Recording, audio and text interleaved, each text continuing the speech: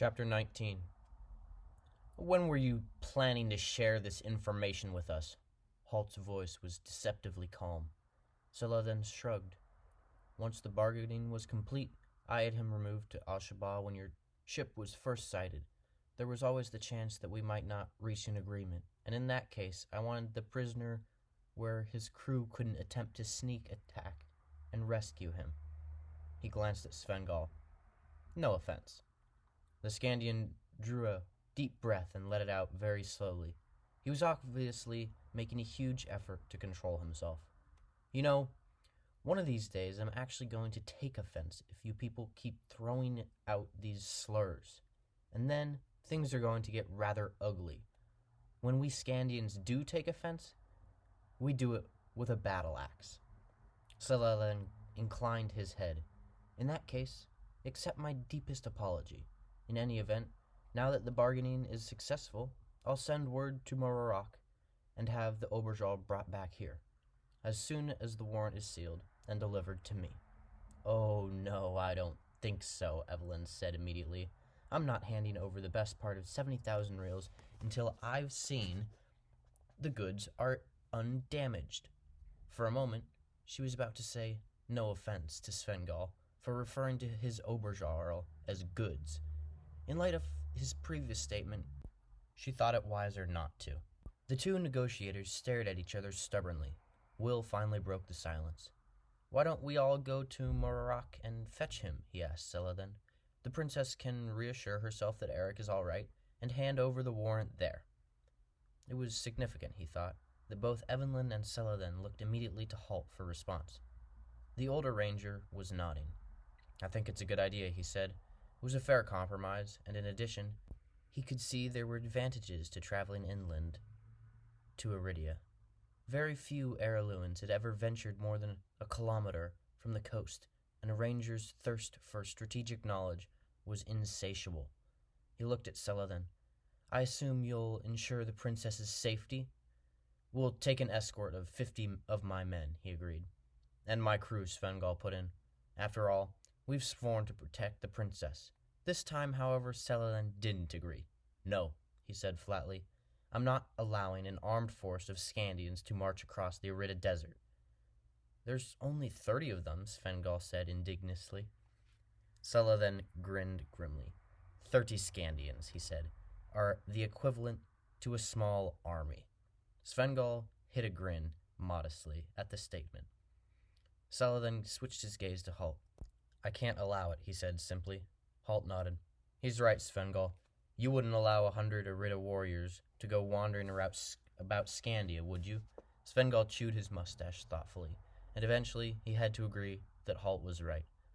The ranger saw him wavering and added, and I think 5 of us, along with Celadon and 50 warriors, should be enough to keep the princess safe. Evelyn coughed lightly, and they all looked at her. I think the princess, she said archly, would prefer if you didn't discuss her as if she weren't in the room. She smiled at Svengal, then added, I'm happy to release your men from their oath of a short time it will take us to get to Erak. Then she turned to Celadon. So, when do we get started? They left in the pre-dawn grayness the following morning. Celadon pointed out that the Aridi preferred to travel in the hours before noon, by which the sun had reached its full strength. None of the Heirloons saw any reason to disagree with him. The sea breeze followed them for the first kilometer or two. The early morning was fresh and cool, and they covered ground quickly. Celadon had supplied Evelyn with a horse, one of the local breed, favored by Aridi warriors. It was taller than the horses of the 3 rangers rode, finer, boned, and more delicate looking.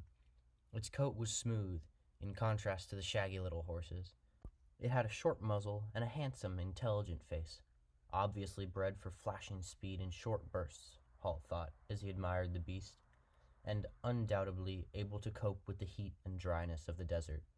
The Aridi leader had offered Horace a similar mount, but Horace had chosen to stay with Kicker. He knows my ways, he said, smiling.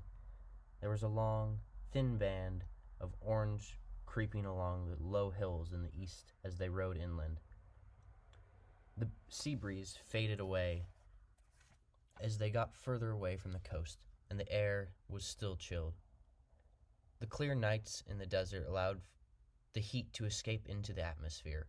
Nights were surprisingly cold, while the days became hot and searing.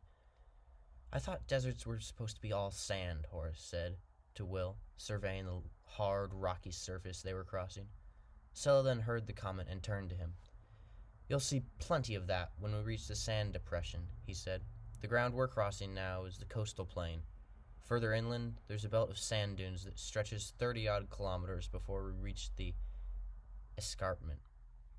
Then we'll climb several hundred meters to the site of Erak." "So we'll see plenty of the country," Horace said cheerfully, and the three rangers exchanged a quick glance. Stella then was no fool.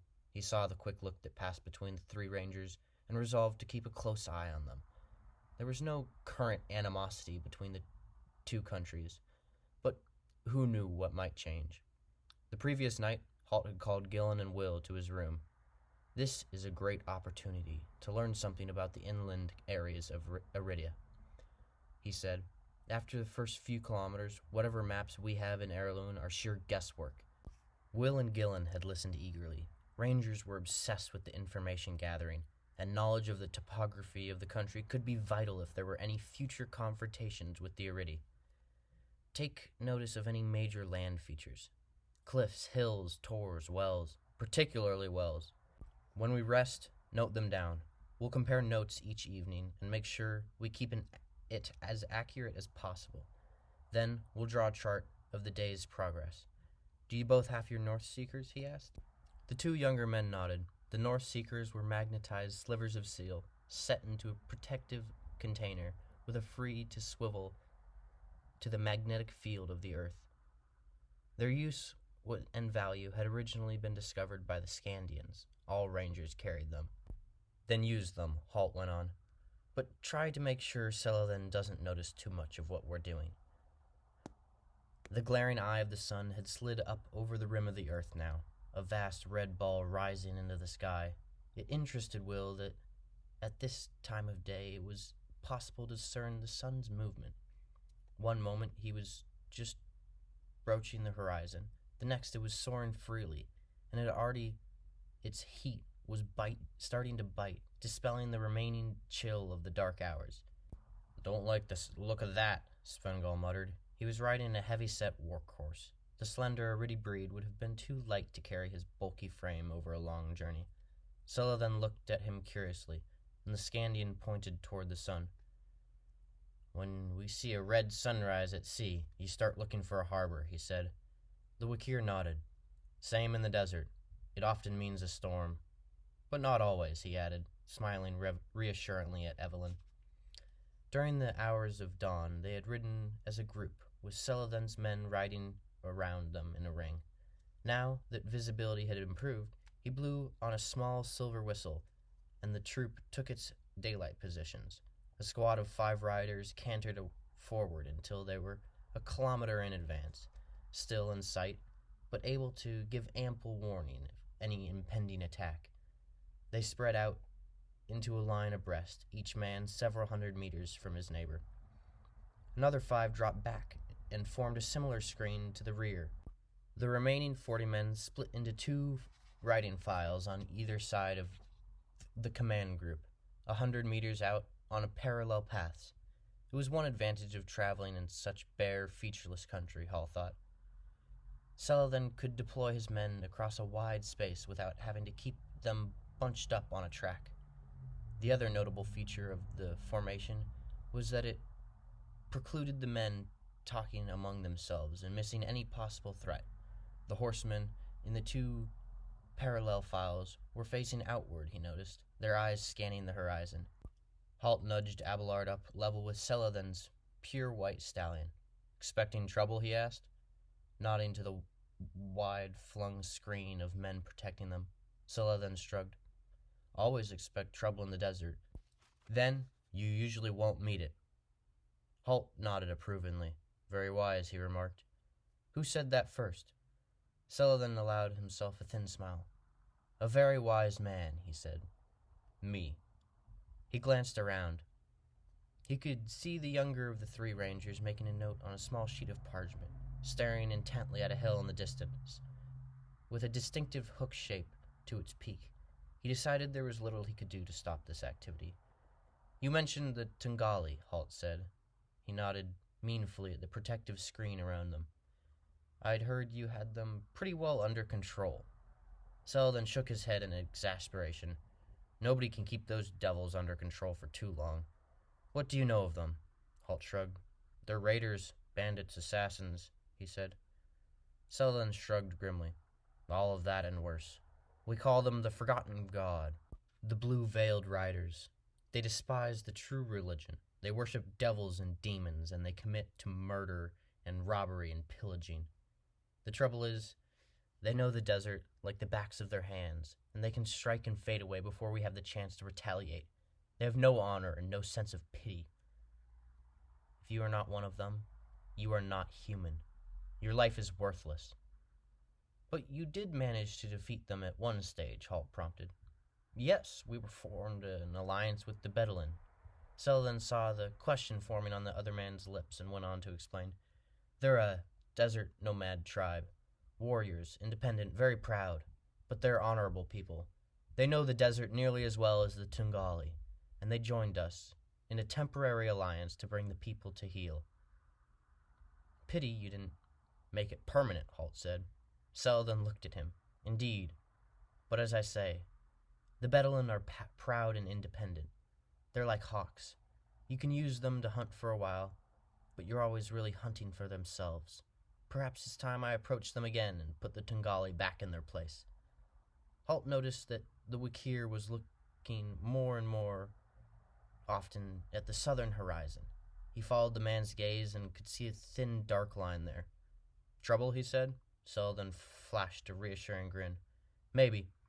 At least the Tungali won't worry us. They rarely move in groups more than 10. 50 warriors will be too big of a force for them to attack." "Quite so," Halt murmured. "Yet a wise man should always expect trouble, didn't you say?" Unconsciously, his hand touched the string of the massive longbow slung across his shoulders. Saladin noticed the action. He glanced at the southern horizon again. The dark line had thickened noticeably, and it seemed closer. His hand went to the silver whistle inside his shirt. "I think I'll call the Outriders in a little closer. Visibility could become a problem before too long." Svengal had urged his sturdy horse up alongside them. He gestured to the approaching storm. "See that?" he asked, and Saladin nodded. "When we get hit by one of them boys at sea, it's full of wind and water, and rain so thick you can't breathe. What's in that one?" "Sand," Saladin told them. "Lots and lots of sand."